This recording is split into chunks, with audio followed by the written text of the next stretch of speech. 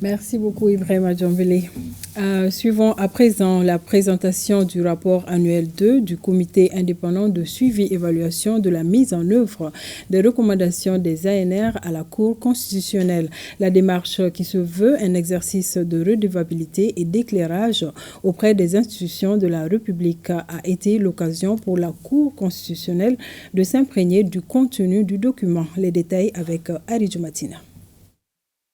Les membres de la Cour constitutionnelle prennent connaissance désormais avec le contenu du rapport annuel 2 du comité indépendant du suivi d'évaluation de la mise en œuvre des recommandations des assises nationales de la refondation. Concernés par les réformes en cours, il était ainsi nécessaire d'initier ces cadres d'appropriation. Vous êtes à la République, c'est que le tensiomètre est au médecin.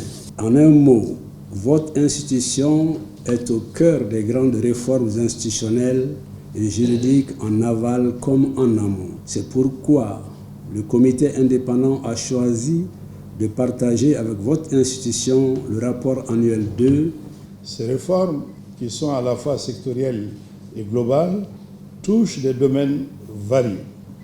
Elles traduisent certainement la volonté du peuple malien déterminé à repenser l'action publique et la place de l'État dans notre société.